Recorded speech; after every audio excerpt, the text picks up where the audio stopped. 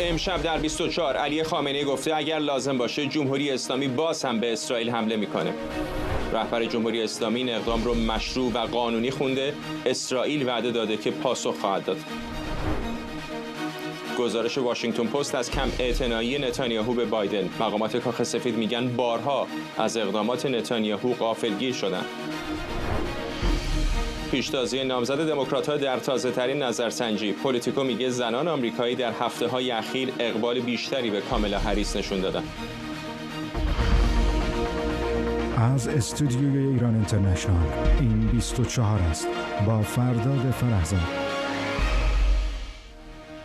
بینندگان ایران اینترنشنال در ایران و سراسر جهان سلام و وقت بخیر. علی خامنه‌ای رهبر جمهوری اسلامی امروز در نماز جمعه تهران بار دیگه از آرزوی دیرینش برای نابودی اسرائیل حرف زد و حمله موشکی جمهوری اسلامی رو اقدامی درخشان و مطابق قوانین بین‌المللی توصیف کرد. خامنه‌ای همینطور حمله 7 اکتبر حماس رو به اسرائیل اقدامی منطقی، قانونی و مشروع خوند. او همینطور تاکید کرد که در صورت پاسخ اسرائیل جمهوری اسلامی هیچ تعللی برای حمله مجدد به اسرائیل نمی‌کنه.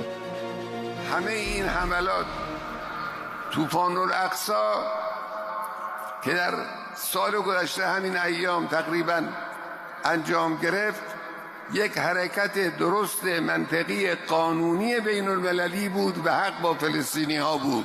کار درخشان نیروهای مسلح ما در 2-3 شب قبل هم یک کار کاملا قانونی و مشروع بود.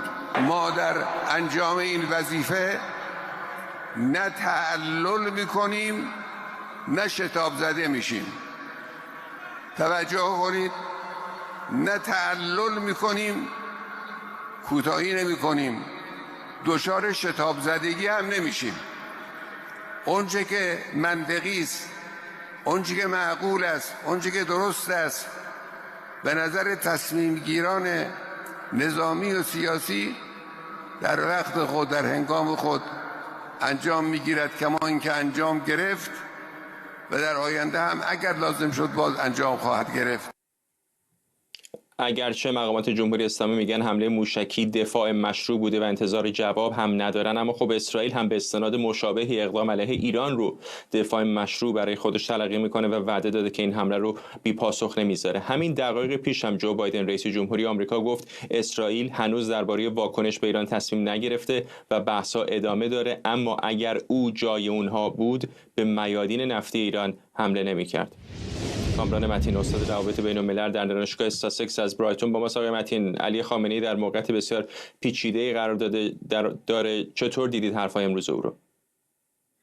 خب این حرفایشون امروز در راستای همین تصمیم بود که گرفتن چند شب پیش که حمله بکنن به اسرائیل و منطق این هم این بود که ضمن اینکه ایران هراس داره از یک جنگ مستقیم با اسرائیل و آمریکا و میخواد که وارد این جنگ نشه، ولی در یک مقطعی به این نتیجه رسیدن که عدم پاسخ الزاماً این درگیری رو به تعویق نمیاندازه یا جلوش رو نمیگیره. یعنی به اصطلاح خودشون این خودداری یا پرهیز از جواب الزاماً منجر به این نمیشه که ایران درگیر جنگ نشه و حتی جواب ندادن به نظر حداقل بخشی از حاکمیت امکان این جنگ رو بیشتر میکرد، چون به نظر اونها اسرائیل با نگرفتن جواب ادامه میداد به حملاتش و نهایتا این مسئله در یک نقطه باید به همین شکل بهش پاسخ داده میشد. این تاکید بر قانونی بودن پاسخ ایران، خب معلوم هست که آقای خامنه‌ای یک نگاهی هم داره به عرصه بین‌الملل و در واقع رسانه‌ای که سعی بکنه حرکات جمهوری اسلامی رو منطبق بر قوانین بگذاره، ولی اینکه حمله حماس رو هم قانونی خب تلقی کرد این هم خب جالب هست و همچنان که شما هم گفتید خب این خود به خود میتونه توجیه اسرائیل برای دفاع از خودش رو هم نشون بده، چون اونا میگن خب یک کشوری که به نیروی کمک کرده که به ما به این شکل حمله کرده، خب ما هم موجهیم که بهش حمله بکنیم.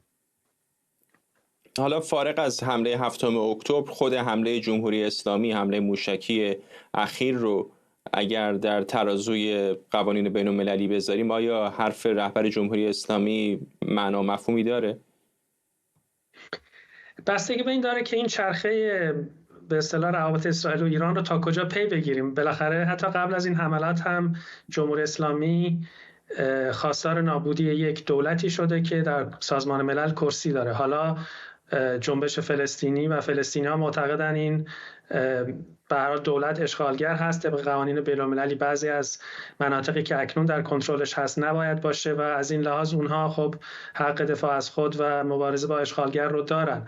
ولی در نهایت این دولتی هست که وجود داره و در سطح بین‌المللی شناسایی شده، یک دولت دیگر خواستار نابودیش است و صرف این میتونه موجه بکنه اقدامات اسرائیل در مقابله با این دولت رو. اما در مورد خود این حمله خاص، خب در خاک ایران حمله شده به یک مهمان رسمی جمهوری اسلامی، منظور من اسماعیل هنیه هست. هرچند اسرائیل هیچ وقت واقعا این حمله رو رسما مسئولیتش رو نپذیرفت، ولی خب همه معتقدن کار اسرائیل بوده. قبل از اون هم مورد حمله به سفارت ایران در دمشق بود. در این موارد میشه استناد کرد به حق دفاع از خود در عرصه بین‌الملل و ماهیت اهدافی که ایران انتخاب کرد هم خب معلوم بود که خیلی به دقت سعی کردن تا حدی که میتونن به مواضع نظامی حمله بکنن، حداقل در این مقطع، در این حمله خاص، با این امید که حتی که اسرائیل هم ممکن باشه که فقط به اهداف نظامی حمله کنه که به نوعی این چرخه حمله و حمله متقابل بمونه در همین حد و وارد یک جنگ تمام عیار نشه که زیرساخت‌های اقتصادی و حتی سیاسی ایران مورد حمله قرار بگیره. آقای متین، قبل از اینکه بیایم روی آنتن، درست صحبت‌های جو بایدن رئیس جمهوری آمریکا تموم شد، بمباران کردن او رو در مورد شرایط خاورمیانه، خود او هم در مورد ایران و واکنش احتمالی اسرائیل صحبت کرد. جالبه چند روز پیش حرف از این زده بود که به نظرش نباید به تأسیسات اتم ایران حمله بشه. حالا میگه من اگر در جای اسرائیلی ها بودم به پالایشگاه‌های نفتی ایران هم حمله نمی‌کردم. کجاست آقای بایدن؟ چه تصویری داره ایجاد میکنه برای اسرائیلی ها؟ اگر تأسیسات هسته‌ای نه، اگر پالایشگاه نفتی نه، چه چیزی به نظر شما از منظر رئیس جمهوری آمریکا مشروعه؟ به نظر میرسه چیزی که ایشون نمیگه مورد نظرش هست دیگه. اگه تأسیسات اقتصادی و زیرساخت‌های اقتصادی نفتی نباشه، اگر تأسیسات هسته‌ای نباشه، تنها چیزی که میمونه خب اهداف نظامی هست. من فکر میکنم آقای بایدن و دولتش مخالفتی هم نخواهند داشت، شاید حتی رضایت خاطر هم داشته باشن اگر اسرائیل بخواد مثلا به پایگاه‌های موشکی جمهوری اسلامی، به جاهایی که این موشک‌ها درش تولید میشن، به پایگاه‌ها و حتی رهبران سپاه قدس جمهوری اسلامی، سپاه پاسداران شاخه برون مرزیش، اینها اهدافی هستن که به نظر میرسه آمریکا باهاشون مخالفت نداره، شاید موافقت هم داشته باشه. ولی همچنان که شما در آغاز این بخش گفتید، خب به نقل از اون روزنامه اگه اشتباه نکنم وال استریت جورنال بود که گفته بود اسرائیل مدام ایالات متحده رو شگفت زده کرده و برخلاف خواست اونها عمل کرده، خطای قرمز زیادی در پشت صحنه آمریکا برای اسرائیل کشیده که هیچ کدومشون رو رعایت نکرده. در این مورد هم من فکر نمی کنم آقای نتانیاهو الزاماً خودش رو ملزم به پیروی از خواستای ایالات متحده بدونه. اون چیزی که میماند این است که ایشون و دولتش محاسبهشون درباره این که چه اهدافی در این مقطع خاص تا قبل از انتخابات در نوامبر که چند هفته بیشتر نمونده میتونه اونها رو به اهدافشون که تضعیف استراتژیک اگر نه سرنگونی جمهوری اسلامی هست نزدیکتر بکنه. ممنونم. کامران متین، استاد روابط بین‌الملل در دانشگاه ساسکس از برایتون. بر اساس قوانین بشردوستانه بین‌المللی، غیر نظامیان و اموال عمومی نباید هدف حملات نظامی قرار بگیرند. مدارس، ساختمان‌های مسکونی، اماکن مذهبی و زیرساخت‌های عمومی از جمله تأسیسات آب و برق و انبار مواد غذایی از جمله این مواردند. بهنام دارایی‌زاده، روزنامه‌نگار و حقوقدان از اتاوا با ماست. آقای دارایی‌زاده، خب فکر نمی‌کنم هیچ کدام از طرفین مدعی باشن که به طور هدفمند هیچ کدام از این اهداف رو هدف قرار میدن، بلکه در مواردی وقتی اتفاق میفته میگن که هدفشون چیز دیگری بوده، هدفشون موارد نظامی بوده، اما بالاخره غیر نظامیان همون وسط کشته شدن. بله، ببینید ما الان در واقع شاهد یک جنگ روایت ها هم هستیم در کنار جنگ نظامی و اطلاعاتی و همینطور موضع‌گیری های رسمی ها، چه در سطح وزارت خارجه ها و چه در سطح نمایندگی هاشون در نیویورک. ببین تعارف که نداریم، در حال حاضر حقیقتا خیلی کسی برای موازین حقوق بین الملل یا فرضاً کنوانسیون های چهارگانه ژنو در واقع قوانین جنگ خیلی واقعیتش اینه که طرح خورد نمیکنه، اما این وضعیت فعلی هستش. در آینده مسلماً شرایط متفاوت خواهد بودش. حمله های عامدانه به مراکزی که همونطور که در واقع شما اشاره کردید مراکز غیر نظامی هستش، کارمندان، کارگرها و در واقع اون آن چیزی که مربوط به زیرساخت‌های و خدمات شهری هستش، مسلماً مصداق مشخص جرایم جنگی هستش. همزمان بله استفاده از سپر انسانی هم در واقع در زمره جرایم جنگی هست. اینکه این روزا شما شاهد هستین که برخی حتی نیروهای اپوزیسیون فرزان لیست پالایشگاه‌های نفتی ایران رو میدن یا مواردی از این دست، کاملا هیچ گونه توجیه حقوق بشری در واقع در چارچوب مواضیع بین‌المللی نداره و من حقیقتا واقعا بعید می‌دونم که دولت اسرائیل بخواد اینطور عامدانه این کارو در واقع انجام بده. و حالا میشه در ادامه صحبت کرد و اشاره کرد که به چه دلایلی میشه این کار کرد. ببینید اسرائیل، برمیگردم به صحبت آقای مدحی در خصوص دفاع مشروع، یک واقعیتی وجود داره که اسرائیل برخلاف جمهوری اسلامی در طول 2 دهه گذشته هیچ گونه از اقدامات خودش رو، چه نظامی بوده چه سایبری بوده، هر اقدام خودش رو در ایران بر عهده نگرفته. اما حداقل به طور مشخص جمهوری اسلامی ایران 2 مرتبه با صدها موشک و پرتابه شهرهای مختلف و مناطق مختلف اسرائیل رو هدف قرار داده و این در روایت رسمی این امکان به دولت اسرائیل میده که به دفاع مشروع در واقع متوسل بشه. چرا که در واقع بر اساس اصل ماده 51 منشور سازمان ملل، اگر یه دولتی در واقع مواجه بشه با حمله نظامی تا قبل از اینکه شورای امنیت اقدامی انجام بده، میتونه به دفاع مشروع متوسل بشه و این در واقع در گفتگوهای حقوقی، در دعوای حقوقی که در آینده ربطی به جمهوری اسلامی نداره. این نکته مهمه. جمهوری اسلامی باشه نباشه، دولت بعدی ایران بیاد، هر دولتی بیاد، باز هم این مسئله تنش‌زا خواهد بودش و مسلماً مشخص نیست دولت آینده که بعد از جمهوری اسلامی بیاد الزاما با اسرائیل بخواد رابطه خیلی حسنه‌ای داشته باشه. این دعوای حقوقی در آینده کماکان بر اساس اصل پایداری دولت‌ها ممکنه در روابط دو کشور تاثیرگذار بشه. تا همین اواخر خب جمهوری اسلامی اقدامات مستقیم یا نمی‌کرد یا خیلی به ندرت انجام میداد، اگرم بود نظامی نبود، بیشتر حالت امنیتی داشت. این گروه‌های نیابتی جمهوری اسلامی بودند که کارهاش رو علیه اسرائیل انجام میدادن. از منظر حقوق بین‌الملل چقدر این گریز ایجاد میکنه برای یک دولتی مثل جمهوری اسلامی؟ هیچ فرق. شما در واقع حملاتی که حداقل به داخل خاک اسرائیل بوده از در واقع از پایگاه‌های نظامی رسمی جمهوری اسلامی بوده، نیروهای مسلح بوده، با همکاری فقط هم سپاه نبوده. در صحبت‌های فرماندهان بودش که در واقع تجهیزات ارتش هم استفاده شد و موشک‌های ارتش هم در اختیار سپاه قرار گرفته. ببینید من باز برمیگردم به اون مسئله دفاع مشروع و اون رویکرد حقوقی. دفاع مشروع هم البته مشخص هستش که محدودیت‌های مشخصهایی برای دولت اسرائیل داره. دفاع باید متناسب باشه. یعنی در برابر حمله ایران جمهوری اسلامی دولت اسرائیل نمیتونه بیا یک حمله به مراتب بسیار بزرگتر انجام بده. حمله باید متناسب باشه. باید ضروری باشه که احتمالاً ضروری به نظر خودشون هست، چرا که دیگه راههای دیپلماتیک و مصالحت آمیزی وجود نداره. و مسئله سومی هم وجود داره، این هستش که زمانبندی حمله مهمه. در واقع حمله نمیتونه حالت انتقام گونه داشته باشه. در واقع دفاع مشروع هستش، حالت انتقام نیستش. اگر حملات متوقف شده دیگه برای اون کسی که اون دولتی که بهش حمله شده جای دفاع مشروع نمیذاره. میگم اون ملاحظات حقوقی خیلی ظریفی وجود داره، اما این که حالا جمهوری ایران داره ادعا میکنه که گروه‌های نیابتی جایی به طور مشخص از حقوق بین‌الملل نداره.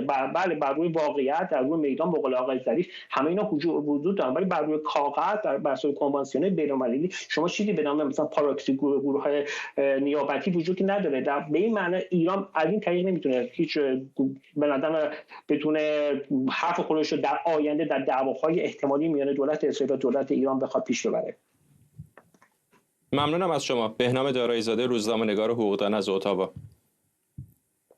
در حمله پهپادی گروه مقاومت اسلامی عراق به یک پایگاه نظامی در شمال اسرائیل 2 سرباز اسرائیلی کشته و 25 سرباز دیگه زخمی شدند. این نخستین باریه که در نتیجه حمله گروه‌های عراقی این تعداد سرباز اسرائیلی کشته میشن. اسرائیل هم با تایید خبر کشته شدن این 2 سرباز اعلام کرده هر دوی اونها 19 ساله بودند.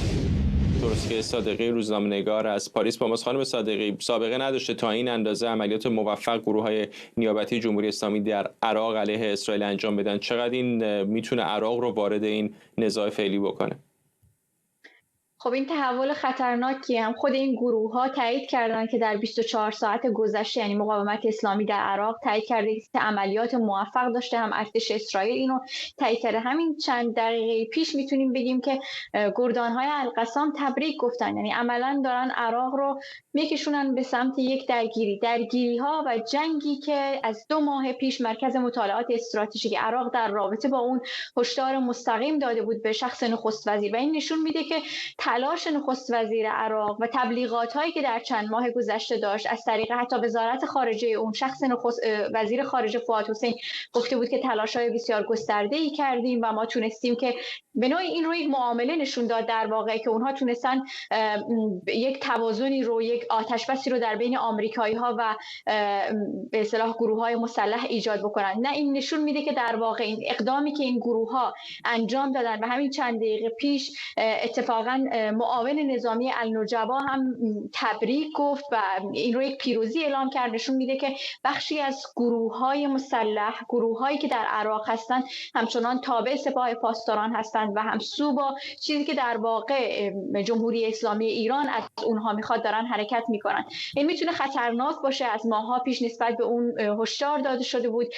بعد از البته همین حمله در حالی صورت گرفته که در واقع یک سری از رسانه‌های عراقی امروز جمعه تایید کردند که خود فرماندهان و مقامات بلندپایه گروه‌های مسلح به اماکن یا مکان‌های امن رفتن، یک سری از پایگاه‌های خودشون رو تخلیه کردن. یعنی از هفته گذشته در واقع هشدارهایی خود سازمان هشت شعبی داده بود، گفته بود که بر اساس اطلاعاتی که دارن امکان داره اسرائیل به اونها حمله بکنه. اما جالب اینجاست که بعد از این حمله ظاهراً حتی افکار عمومی در عراق آماده هست برای اینکه اسرائیل به اونها حمله بکنه، چرا که برخی از رسانه‌ها، من الان داشتم نگاه می‌کردم، نظرسنجی‌های خودشون رو شروع کردن، دارن از مردم می‌پرسن در پلتفرم‌های خودشون که آیا فکر میکنید بعد از کشته شدن این 2 سرباز، مجروح شدن این تعداد زیاد از سربازان اسرائیلی که از سوی یک گروه عراقی صورت گرفته اسرائیل خاک عراق رو هدف قرار بده، میشه گفتش که تحول خطرناکی هستش برای بخش زیادی از مردم عراق، افکار عمومی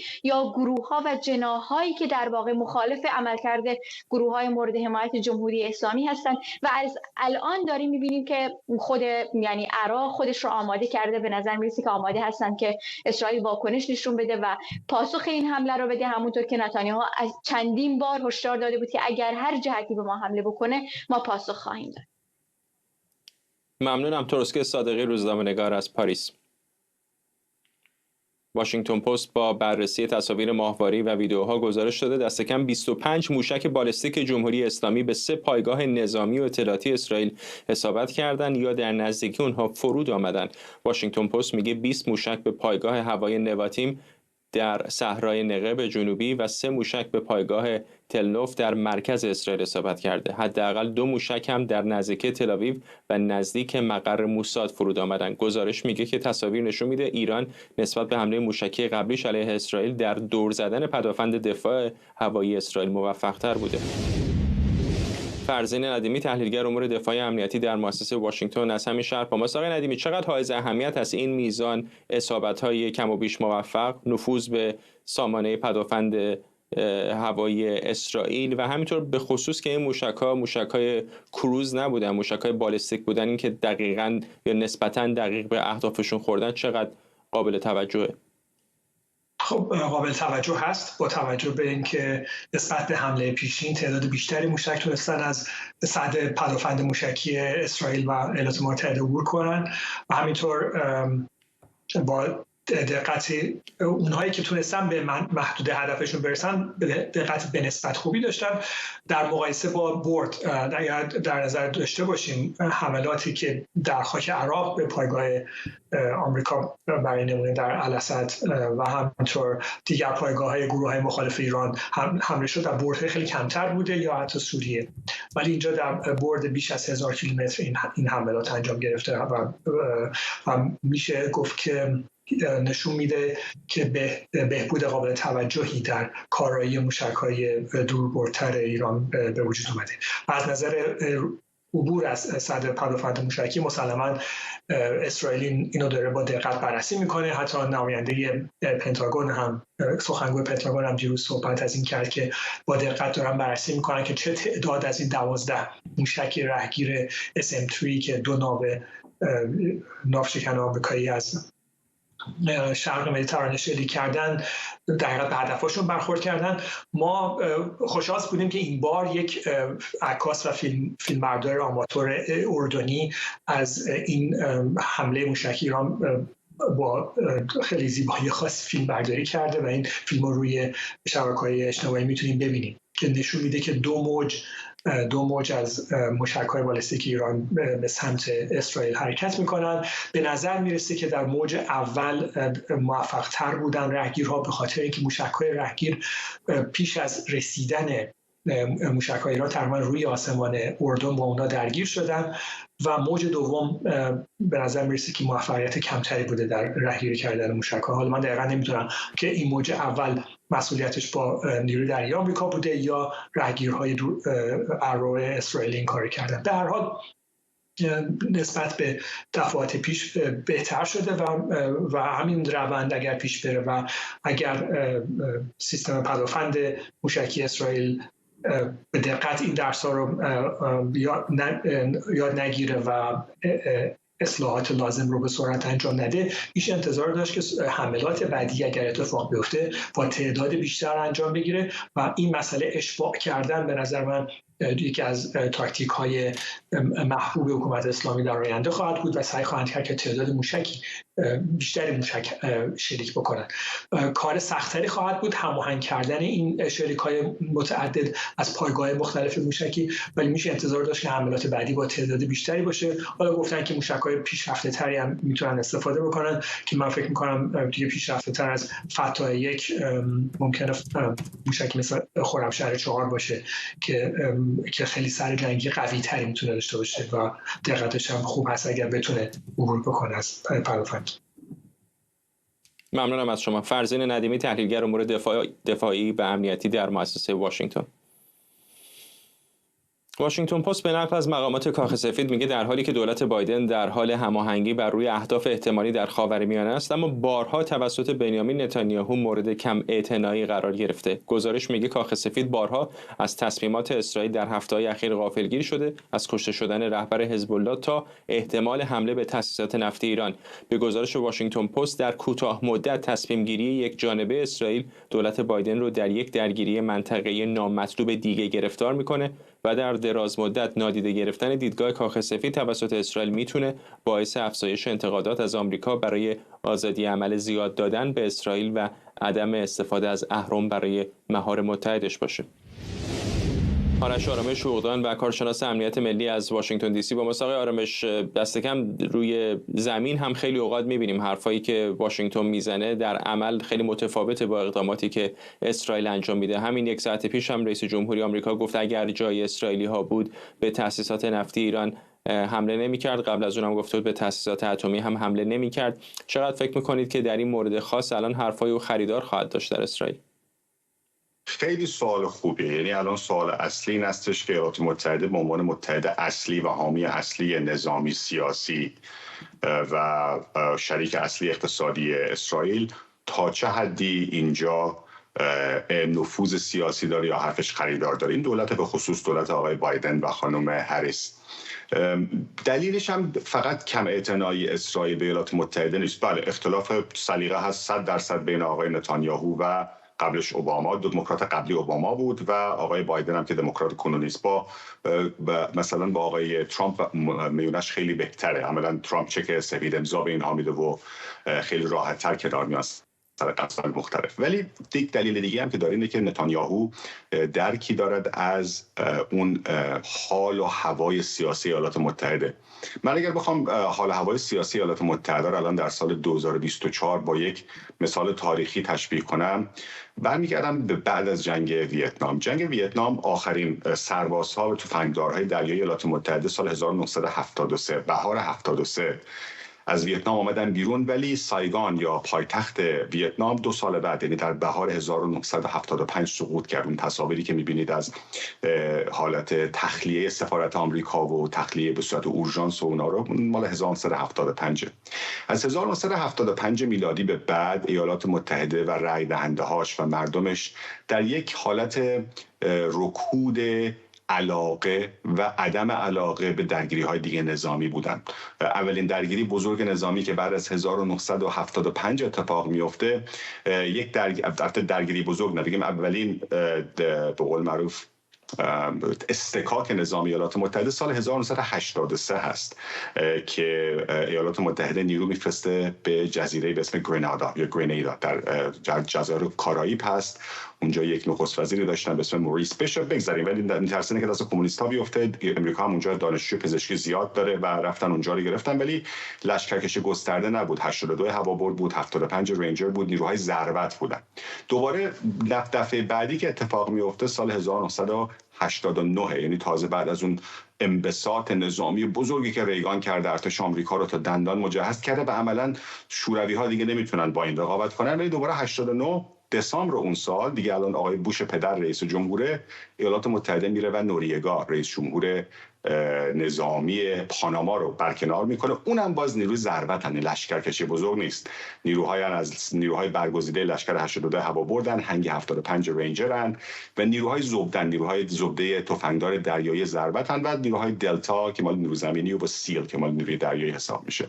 اولین درگیری بزرگ کلاسیک ایالات متحده جنگ اول خلیج فارسه که تازه اون هم با 500,000 نفر نیرو، همش مال آمریکا نبود. یک ائتلاف چند ده کشوری، حتی از سعودی و مصر گرفته تا اردن تا کشورهای دیگه غربی، بریتانیا، فرانسه و غیر ذالک در اون شرکت داشتن. میخوام نشان بدم که این نخفت، این ذهنیت ایالات متحده بعد از اتمام جنگ ویتنام آنچنان علیه دخول در جنگ های دیگر بود که حتی در گروگانگیری سال 1980 میلادی در ایران ایالات متحده یک جنگ گستری و بمباران هوایی رو تجویز نکرد و مجاز ندونست و اتفاقا اولین عملیاتی که خواستن بکنن و به شکست انجامید فرستادن نیروهای ویژه بود، همون تیم دلتا که یا بهش میگن کگ، مال نیروی زمینی ایالات متحده است که اونها هم در تبس کشته شدن باز تصادفی که با هم داشتن. الان بعد از اتمام 2 جنگ بزرگ، اول جنگ عراق و بعد جنگ افغانستان، میبینید که علاقه رای دهنده آمریکایی و هر دو حزب، الان همون ادبیات در حزب جمهوری خواه آقای ترامپ میگه نه نمیخوام جنگ بکنم، نمیخوام فلان بکنم، حتی میگه با جمهوری اسلامی مذاکره میکنم، با پوتین میخوام مذاکره کنم. و به خصوص هم در جنگ در طرف دموکرات هم می‌بینید که اصلا فکر میکنه هر جور مداخله نظامی بده، یعنی اصلا امریکا به ذات و بالفطره میره جای دیگه دخالت بکنه و این بده. در نظرم داشته باشید ایالات متحده چطور وارد افغانستان شد و چطور وارد عراق شد. خب در جنگ افغانستان به تمامی معادلات که معیارها که نگاه می‌کنید جنگی بود به حق، چون ایالات متحده از طرف القاعده مورد حمله قرار گرفته بود. حکومت طالبان اون موقع ملا عمر القاعده و بن لادن رو تحویل نمیدادن. الان دقیقاً اسرائیلی‌ها میگن موقعیت ما مثل همون موقعیت آمریکاست در 2001 دیگه، بعد از حمله 7 اکتبر. فرصت خیلی کمی داریم آقای آرامش، اینو میخوام ازتون بپرسم که فکر نمی‌کنید یه مقداری از این رفتار آمریکا شاید پلیس خوب پلیس بد باشه؟ یعنی واقعا خب اگر واشنگتن بخواد رو اسرائیل فشار اساسی بذاره، میدونیم که اهرم‌هاش رو داره، اهرم‌هاشو داره و خب به فهمم تا حدی گوش میکنم، ولی بالاخره اسرائیل کشور مستقله دیگه. درسته که کابینه اسرائیل الان به خصوص آقای نتانیاهو میونه خوبی با بایدن نداره، ولی 7 اکتبر که شد، الان 3 روز بعد 2 روز بعد الان 1 سالگرد 7 اکتبر دیگه، اون که شد آقای بایدن رفت اونجا، وزیر دفاع رفت، وزیر خارجه رفت، همه رفتن، حتی در کابینه ایشون شرکت میکردن، میشست در اتاق جنگ میرفت.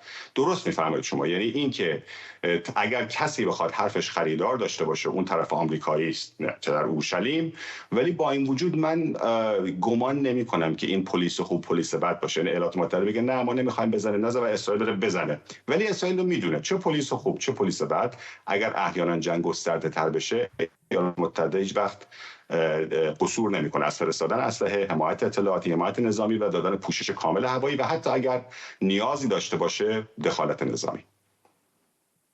ممنونم از شما آرامش اوغدان و کارشناس امنیت ملی از واشنگتن دی سی.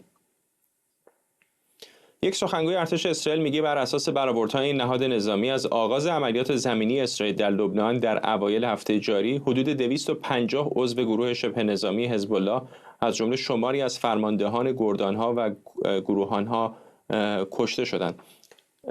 ناداب شوشانی سخنگوی ارتش اسرائیل اضافه کرده که ارتش همچنان در حال ارزیابی خسارات وارد شده در حملات هوایی در حومه جنوبی بیروت در شامگاه پنجشنبه است که در جریانش به گفته او مقر اطلاعاتی حزب الله هدف قرار گرفته. این در حالی که ساعتی پیش هم ارتش اسرائیل تایید کرد که در این حمله محمد رشید ثقافی رئیس سازمان ارتباطات حزب الله رو کشته.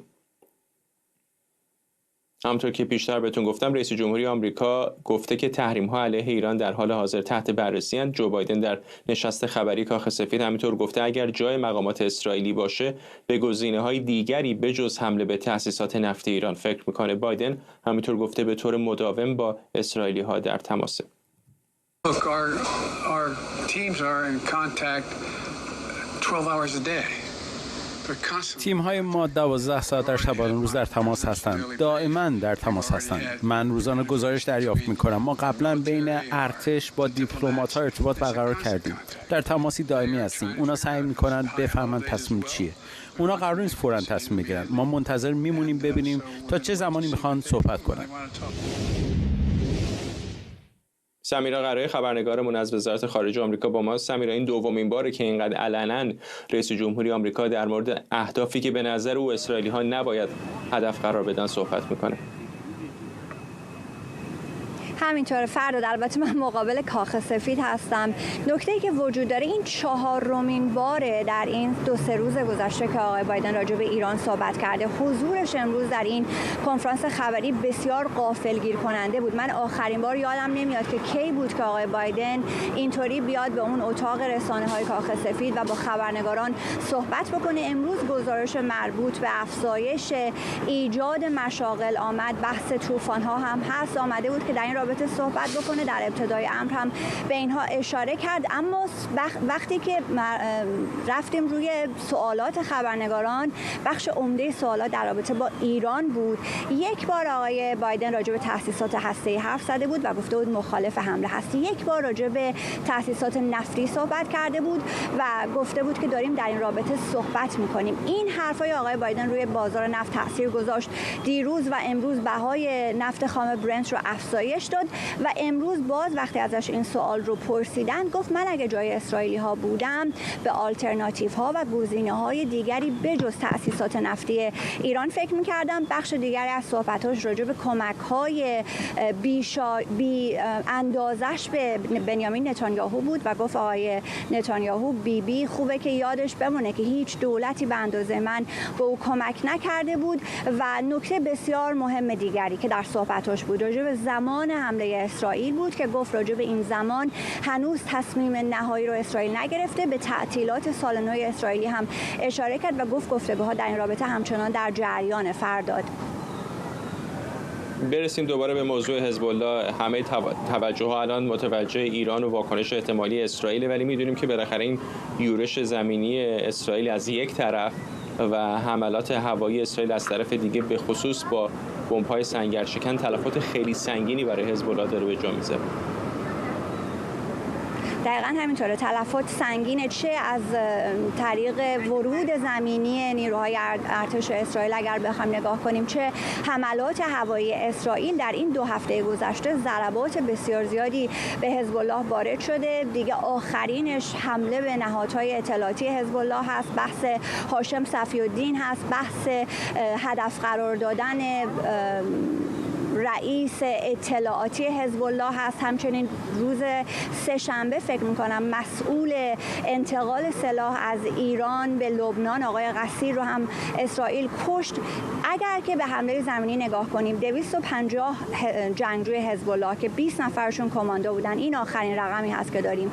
به ضاحیه بیروت نگاه بکنیم، در اونجا هم از شمار خارج تعداد افسران و رهبران رده بالایی که اسرائیل کشته. اما خبر بسیار مهم، آکسیوس آمده به نقل از مقام‌های کاخ سفید در یک خبر اختصاصی گفته که الان در این وضعیت کاخ سفید به دنبال این هست که در لبنان انتخابات ریاست جمهوری برگزار بشه. در شرایط فعلی ایالات متحده فکر میکنه قبل از اینکه هر گونه راه حل سیاسی برای لبنان پیدا بشه باید ابتدا رئیس جمهور انتخاب بشه. فرمانده نیروهای مسلح لبنان فردی به نام ژوزف اون هست که هم فرانسه هم آمریکا اتفاق نظر دارن که خوبه او انتخاب بشه و این نیروهای مسلح لبنان بعد از پایان عملیات نظامی اسرائیل میتونن لبنان رو به یک ثبات سیاسی برسونند.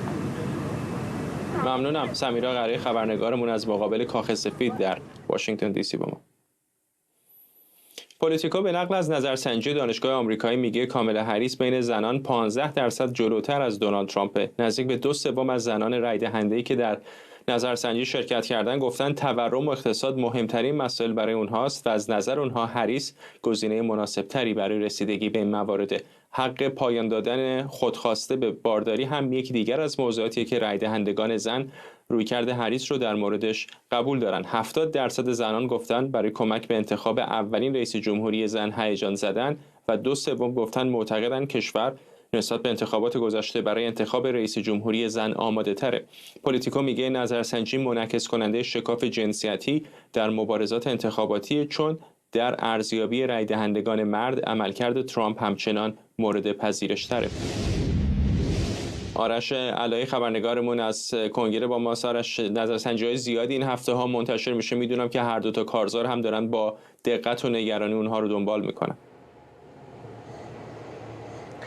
این نظرسنجی‌ها که خب درست است نشان دهنده شکاف جنسیتی هست، ولی این چیزی نیست که خبر باشد. آقای ترامپ از 2016 که کاندیدا شد شکاف جنسیتی بین رای دهنده هاش وجود داشت. تقریبا هم همیشه همین بین 33 تا 40% از زنان رو میتونست در واقع به خودش همیشه جلب بکند. تو تمام نظرسنجی هایی که راجع به آقای ترامپ انجام شده است همیشه تعداد مردان رای دهنده به ایشون بیشتر بوده است.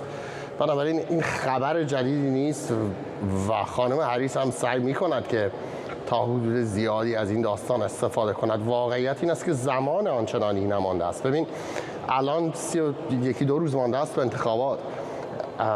در انتخابات آمریکا ما الان چند تا ایالت داریم که همین الان شروع کردن به رأی گیری. یعنی الان که من به شما گزارش میدهم حدود 1.2 میلیون رأی همین الان ریخته شده است به صندوق ها و وقتی شما نگاه میکنید اولویت های اول و دوم و سوم، اقتصاد، تورم، مهاجرت و در واقع مرزهای جنوبی، این 3 تا اولویت اول از حدود چند ماه پیش تغییری نکرده است. در مورد حق پایان در واقع حق خودخواسته پایان بارداری شما بهش اشاره کردید. آقای ترامپ الان در چند ماه گذشته احساس می‌کند که در این زمینه ضربه پذیر است. بنابراین می‌بینیم خیلی موضعش رو تغییر داده است. از اونجایی که جمهوری خواهان به شدت به دنبال این بودن که در بعضی از حداقل ایالت‌ها موضوع اینکه بخوان منع قانونی فدرال براش به وجود بیاورن، کاملا آقای ترامپ از اون فاصله گرفته است و الان به جایی رسیده است که تقریبا موضعش با خانم هریس در زمینه پایان حق خودخواسته بارداری زیاد تفاوتی ندارد. خانم هریس میگوید که اون روی ورسس وید رو باید برگردونن، اون قانونی که از لحاظ فدرال در واقع ایالت‌ها رو وادار می‌کرد که بخوان این قانون اجرا کنن. آقای ترامپ میگوید که اینو باید واگذار کنن به ایالت‌ها، اونا رأی گیری کنن، تصمیم گیری کنن، اگه میخوان چجوری اجراش کنن، میخوان اجراش کنن، نمیخوان اجراش بکنن. و اینم به گوش خیلی از رأی دهندگان معتدل‌تر می‌آید. بنابراین آقای ترامپ در این موارد سعی کرده است که فاصله خودش رو با خانم هریس کم بکنه. مواردی که کمتر در این نظرسنجی‌ها بهش مطبوعات جریان اصلی توجه می‌کنند و معمولاً میشه گفت بیشتر سعی می‌کنن برای خانم هریس جیغ و هورا بکشند. حالا در نهایت ممکنه به نفعشون هم تمام بشود، ولی خواهیم دید این است که یه بخش‌های بسیار مهمی از این نظرسنجی‌ها رو نادیده می‌گیرن. مثلا الان نظرسنجی‌ها میگوید تنها 27% مردم آمریکا معتقدند که کشور در راه درستی است. چگونه می‌شود شما یک نامزدی رو داشته باشید از حزبی که همین الان در کاخ سفید است در حالی که 27% فقط اعتقاد دارن که کار ایشون درسته است بتواند این کاخ سفید رو دوباره ببرد. خیلی از کارشناسان میگویند به این نکات باید توجه کرد در نظرسنجی‌ها. با این حال ما علم غیب نداریم، باید ببینیم، منتظر بمانیم و ببینیم که کدومی که از کاندیداها میتونن بیشتر آرا رو به خودشون جلب کنن. دیگه زمان زیادی هم نمونده، 1 ماه دیگه خواهیم فهمید. ممنونم از سارا شعری خبرنگارمون از کنگره آمریکا. یک مجری صدا و سیمای جمهوری اسلامی در مراسم پخش زنده مراسم نماز جمعه خامنه‌ای تهدید کرد ساختمان ایران اینترنشنال رو در لندن هدف موشک‌های سپاه پاسداران قرار خواهند داد. این مجری حکومتی به حملات موشکی سپاه به کردستان اشاره و به وضوح تهدید می‌کنه که مشابه این حملات میتونه علیه ساختمان ایران اینترنشنال هم انجام بشه. فکر کنم شبکه اینترنشنال خیلی تمایل داره که به عنوان نقطه هدف موشک‌های نقطه زن ما قرار بگیره. وقتی اینقدر بی‌حیایی میکنه، یه ذره برگردن به گذشته، همین سال گذشته که در واقع یکی از مراکز عملیات تروریستی در کردستان عراق بود که کموله‌های تروریست رو هدایت میکرد. با موشک‌های نقطه زن زدیم. مثل که شبکه اینترنشنال دنبال همچین فضایی هست که با بی‌حیایی تمام چنین تجویز رو انجام میده. جمهوری اسلامی پیشتر هم شبکه ایران اینترنشنال رو تهدید کرده و حتی تیمی برای ترور روزنامه‌نگاران این شبکه به لندن فرستاده. در چندین مورد هم برای ترور کارکنان شبکه اقداماتی صورت گرفته. بهروز تورانی روزنامه‌نگار و نویسنده در حوزه رسانه از ردینگ با ما کم سورئال. آقای تورانی، اینطور نیست که یک شبکه تلویزیونی دولتی یک کشور حرف از این بزنه که میخوان با موشک به یک رسانه دیگه حمله کنن؟ سلام بر شما. بله، همطور که میفرمایید خیلی با عقل سلیم جور در نمیاد گفتن چنین حرفهایی. بر اساس تحقیقی که من کردم این بیشتر یک بی‌انضباطی بوده که بدون هماهنگی با مدیران بالاتر صورت گرفته، ولی در نهایت میتونه برای صدا و سیمای جمهوری اسلامی بسیار گرون تموم بشه، برای که نوع عکس‌العملی که ممکنه داده بشه به این رفتار که به نظر اون مجری یا به نظر صدا و سیما آمده که خیلی حرف مهمی نیست، در خارج از ایران انعکاس بسیار بزرگی داره. یعنی 3 جور عکس‌العمل میتونن ببینن. 2 تا عکس‌العملش بیشتر رسانه‌ایه، یعنی یا مثل سال 2011 سازمان‌هایی که خدمات ماهواره‌ای در اختیار ایران میذارن این خدمات رو قطع بکنن، یعنی کانال‌های ایرانی رو در خارج از ایران پخش ماهواره‌ایش رو به کلی قطع بکنن. این خیلی محتمله. دوم اینی که در داخل انگلستان اینها نماینده دارن، در اروپا نماینده دارن. در انگلستان به خصوص آفکام یکی از حساسیت‌های بزرگش روی نفرت پراکنی است. موقعی که چنین تهدید بزرگ و چنین نفرت پراکنی بزرگی از طرف یک شبکه‌ای که در اینجا هم پخش میشه صورت میگیره، این فعالیت آینده این سازمان رو ولی خطر. آفکام روی صدا سیمای جمهوری اسلامی که قلمرو قضایی نداره، قلمرو نظارتی در واقع. دفترشون که در اینجا هست میتونه که مجبور بشه که جوابگو بشه در این مورد. دیگر اینکه تهدیدی که شده یک جنبه غیر رسانه‌ای داره. تهدید به موشک اندازی به یک کشور مستقلی است که خیلی هزاران کیلومتر اون طرفتر قرار داره و این رو دولت بریتانیا مطمئناً روش حساس هست و مطمئناً بدون جواب نمیگذاره. حداقلش این است که باعث سرشکستگی دیپلمات‌های ایرانی در بریتانیا خواهد شد و همینطور ممکن است که سوال و جواب با حکومت ایران داشته باشن که سوالش آسون و سرراست، جواب دادنش و عواقبش چندان ساده نیست. به نظر میرسه که خیلی کوتاه اگر بفرمایید، واقعا بعد از این حمله موشکی بسیاری از چهره‌های رسانه‌ای تلویزیون حکومت ایران واقعا سرمستن از این حمله. من نمیدونم تا کی این سرمستی ادامه خواهد داشت. والا اینا چهره‌های رسانه‌ای نیستن. چهره‌های رسانه‌ای عمده‌شون صدا و سیما رو ترک کردن و روی پلتفرم‌های ویدیو آن دیمند دارن فعالیت میکنن. در خود صدا و سیما نبود سردبیری، نبود شیوه‌نامه، ضعف مدیریت، تعدد کانال‌ها، عدم آموزش، حرفه‌ای نبودن مجریان، اینا پیوسته داره صدمه میزنه به حیثیت صدا و سیما، به طوری که بارها دیده شده دست کم در این 1 ماه اخیر که کسانی از جمله روحانیون صحنه مصاحبه با حتی شبکه خبر رو رها کردن نیمه کاره و گذاشتن و رفتن، برای که گاهی ممنونم بهروز تورانی زیادی خودمانی میشن با افراد. ممنونم بهروز تورانی، روزنامه‌نگار از ردینگ، و ممنون از شما که بیننده 24 امشب بودید.